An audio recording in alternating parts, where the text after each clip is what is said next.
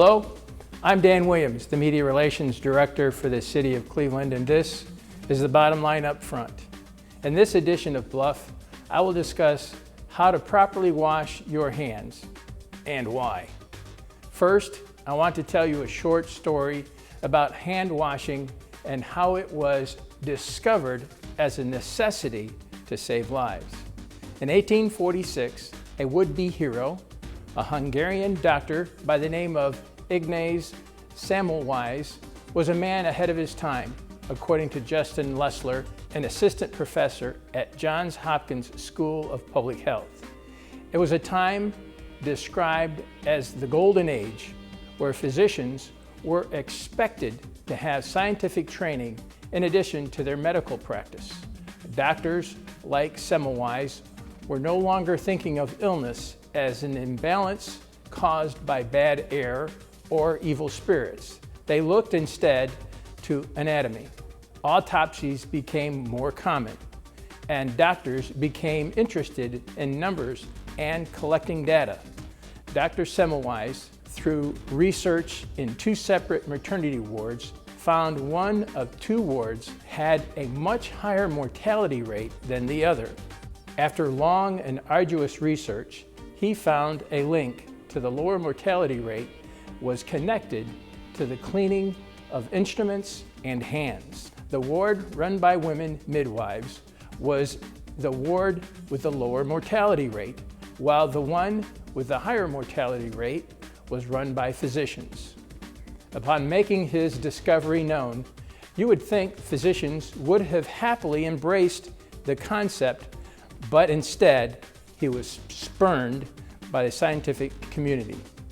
Prior to Dr. Semmelweis' research, in 1843, Oliver Wendell Holmes concluded independently that puerperal fever was spread by the hands of health personnel. In 1961, the U.S. Public Health Service produced a training film that demonstrated hand washing techniques recommended for the use by healthcare workers.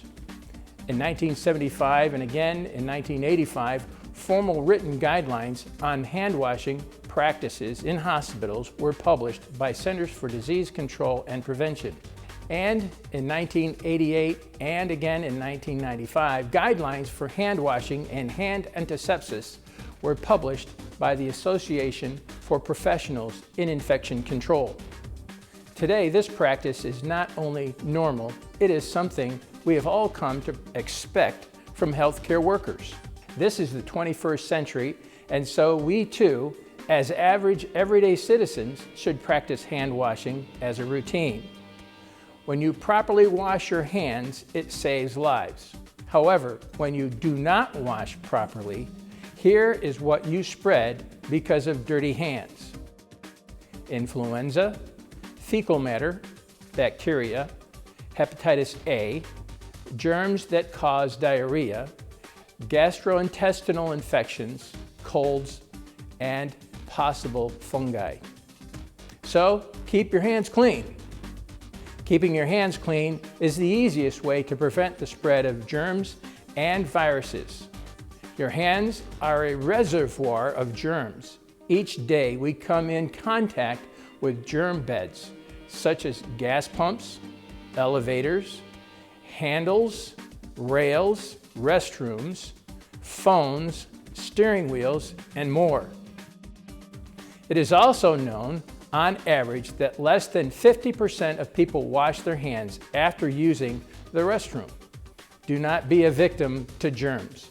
Be sure to wash your hands right away.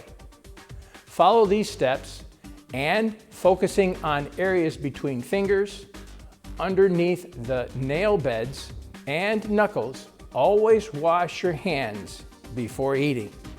There is a right way to wash your hands. When washing hands with soap and water, wet your hands with clean running water and apply soap. Use warm water if it is available.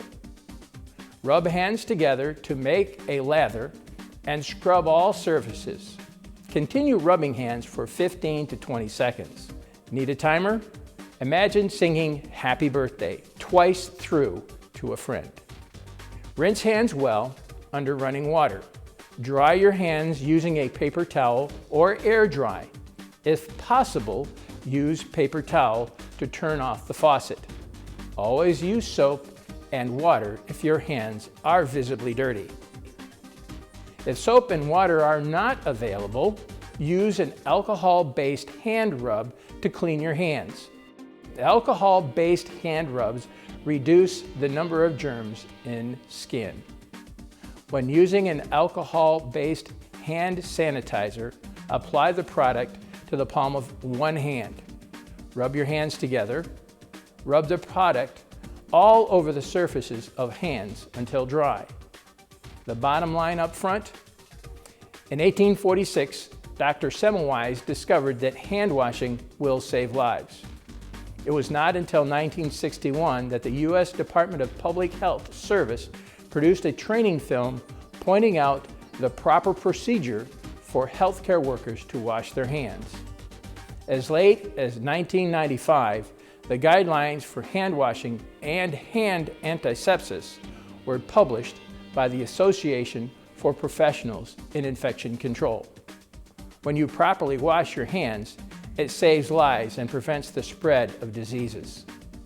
If soap and clean water are not available, use an alcohol-based hand rub to clean your hands. For additional information, please contact the Office of Communicable Disease Surveillance and Epidemiology at 216-664-EPIS or 3747. I'm Dan Williams, and this has been The Bottom Line Up Front.